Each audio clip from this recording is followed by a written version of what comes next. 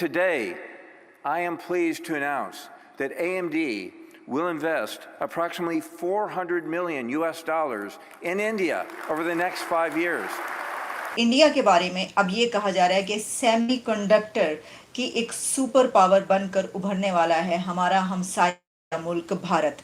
ये एक बहुत बड़ी डेवलपमेंट है। Honorable Prime Minister, Taiwan is and will be your most trusted and reliable partner. इसमें जो plans to invest around $400 million over the next 5 years in India. एक तरफ अमेज़न कहता है कि 2030 तक हम $26 अरब हिंदुस्तान में इन्वेस्ट करेंगे। गूगल कहते हैं हम $10 अरब की सरमायाकारी करेंगे और हम यहाँ पे IMF को कह रहे हैं कि हमें $1 अरब की बाकायदा जो किस्त है वो दे दे। इसकी वजह यह है कि इस वक्त रॉयटर्स से लेकर ब्लूमबर्ग तक और ब्लूमबर्ग से लेकर CNBC और जितने भी अल जजीरा इंटरनेशनल मीडिया इस खबर को इस वक्त हाईलाइट कर रहा है। लोग हिंदुस्तान की बहुत ज्यादा एग्जांपल्स देते हैं। लोग ये कहते हैं कि भाई मेरे मुल्क में डॉलर 300 रुपए का है, वहां पे 88 या 87 या 89 रुपीस का है। तो ये अच्छा 82 ओके 82 का। सेमीकंडक्टर से रिलेटेड आज न्यूज आ रही है भारत के लिए कि बहुत सी कंट्रीज इस वक्त लाइन में लग चुकी हैं। अमेरिका जिसमें शामिल है, जापान जिसमें शामिल है, ताइवान जिसमें शामिल है। चिप जायंट्स हैं जो कि इस वक्त इंडिया में मौजूद हैं। हेलो फ्रेंड्स, जय हिंद। हिंदुस्तान स्पेशल में आपका स्वागत है दोस्तों। जैसा कि दोस्तों आपने क्लिप में देखा, पाकिस्तान मीडिया भारत को सेमीकंडक्टर हब बनते देख सकते में है। दरअसल दिग्गज चिप मेकर और टेक्नोलॉजी कंपनी AMD भारत में अगले 5 साल में $400 मिलियन का निवेश करने जा रही है। इस बात की घोषणा शुक्रवार को कंपनी ने खुद की। AMD इसके तहत भारत में रिसर्च डेवलपमेंट और इंजीनियरिंग ऑपरेशंस को आगे बढ़ाने यानी विस्तार देने के लिए बेंगलुरु में नया AMD कैंपस खोलेगी। ये कैंपस कंपनी के सबसे बड़े डिजाइन सेंटर के रूप में काम करेगा।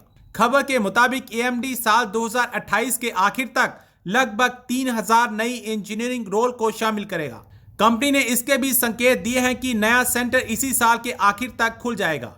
इसमें टीम वर्क को बढ़ावा देने के लिए डिजाइन किए गए व्यापक लैब स्थान, एडवांस असिस्टेंस डिवाइस और बैठने की व्यवस्था होगी। अब कुछ ही समय में भारत को सेमीकंडक्टर हब बनता देख पाकिस्तान जला भुना बैठा है। इस वक्त इंडिया में एक बड़ी कॉन्फ्रेंस हो रही है जिसमें डॉक्टर जयशंकर और उनके जापानीज काउंटर पार्ट की भी मुलाकात हुई है। लेकिन सबसे पहले हम आपको ये बताएंगे कि ये जो कॉन्फ्रेंस हो रही है इसका चर्चा दूर दूर तक हो रहा है, क्योंकि इंडिया के बारे में अब ये कहा जा रहा है कि सेमीकंडक्टर की एक सुपर पावर बनकर उभरने वाला है हमारा हमसाया मुल्क भारत।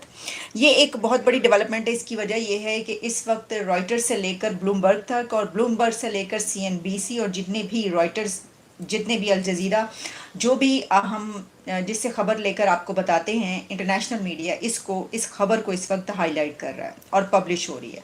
अब देखिए इसकी जो डिटेल्स हैं वो कुछ इस तरीके से हैं कि ये जो कॉन्फ्रेंस है सेमीकंडक्टर्स की, इसके बारे में पहले भी कई खबरें ऐसी आती रही हैं और हम ये बताते रहे हैं आपको कि इंडिया इस हवाले से काफ़ी काम कर रहा है। लेकिन इस कॉन्फ्रेंस के दौरान जो इस वक्त बड़ी खबर है वो ये है कि ऐसा लगता है कि इंडिया सेमीकंडक्टर के सिलसिले में अब एक सुपर पावर बनने जा रहा है।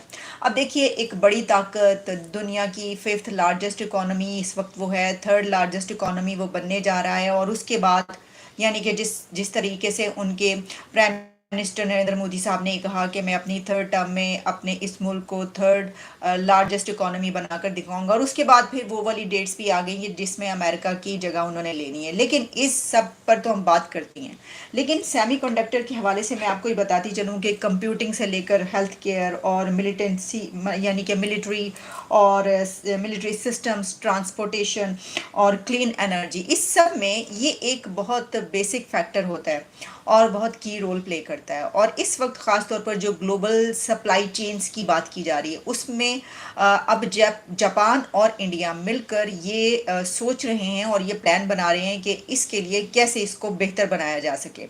इस सिलसिले में जो अभी तक ये तजवीज़ और रिपोर्ट्स आ रही हैं हमारे सामने, उसमें एक तो ये बताया जा रहा है, जैसा मैंने आपको बताया, कि जो चिप जायंट्स हैं जो कि इस वक्त इंडिया में मौजूद हैं वो इस तरीके से इसमें इन्वेस्ट करने के लिए तैयार हैं और वहाँ पर इंडिया के पीएम मोदी की तरफ से जो तकरीर की गई है उसमें उन्होंने ये कहा है कि हम चाहते हैं कि हम ट्रस्टेड पार्टनर बने इन तमाम कंपनीज के, यानी उन्होंने इस बात का यकीन दिलाया है, ये ट्रस्ट उनको दिलाया है कि अगर आप यहाँ पर ये जो इन्वेस्टमेंट करने के बारे में इतनी बड़ा आप सोच रहे हैं इस एक डिपार्टमेंट में, ये जो एक फील्ड है इसके अंदर, तो हम ये यकीन बिल दिलाते हैं कि आपकी जो इन्वेस्टमेंट है वो मज़ीद फले फूलेगी और किस तरीके से हम मिलकर इससे फ़ायदा उठा सकते हैं।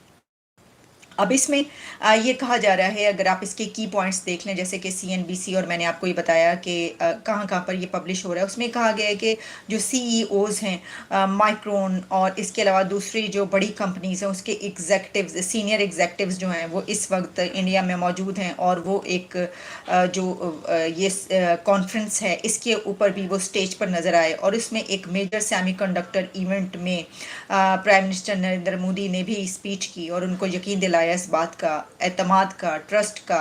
और फिर ये कि इसमें वर्ल्ड्स बिगेस्ट चिप फर्म्स जो हैं वो हाईलाइट्स की गई हैं और इंडिया का जो इस वक्त एम्बिशन एक नज़र आ रहा है वो ये है कि to become a major hub for semiconductors.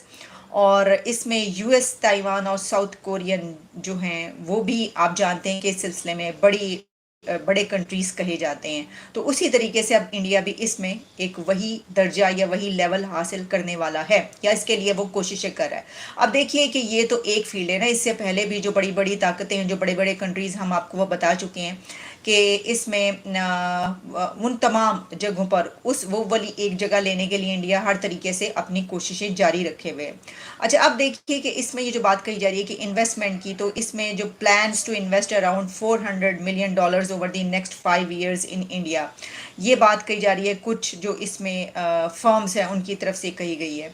फिर chief executives of some of the US top semiconductors firms जो हैं उन्होंने काफ़ी तारीफ़ की है इंडियाज़ टेक्नोलॉजी सेक्टर, और फ्राइडे को ये जो इवेंट हुआ इसके अंदर। और उसके बाद एक दीवार के दोनों की दीवारें जुड़ी हुई हैं।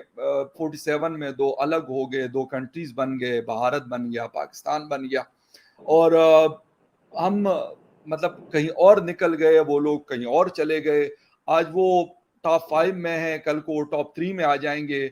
हम पता नहीं 50 में थे तो 50 से हम शायद 100 में चले गए।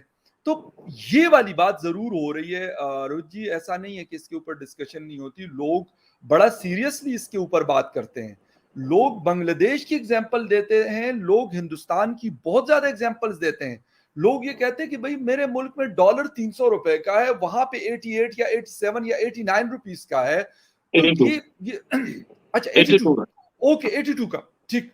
अब मुझे ये बताएं, क्वेश्चन तो वो करते हैं, वो ये देखते हैं कि यार मेरे यहाँ एक छोटी सी गाड़ी 2.8 मिलियन या 3 मिलियन की मिल रही है और उससे अच्छी क्वालिटी की गाड़ी हिंदुस्तान में 7 लाख या 6 लाख में शायद कोई फिर भी नहीं खरीदता, कहता है यार मुझे ये वाली नहीं चाहिए। मतलब इतने चॉइसेस हैं। ये क्वेश्चंस अब लोग करने लगे हैं और ये प्रेशर्स पाकिस्तान की जो पॉलिटिकल पार्टीज हैं, जो हमारी एस्टैब्लिशमेंट्स हैं, उनके ऊपर जरूर है।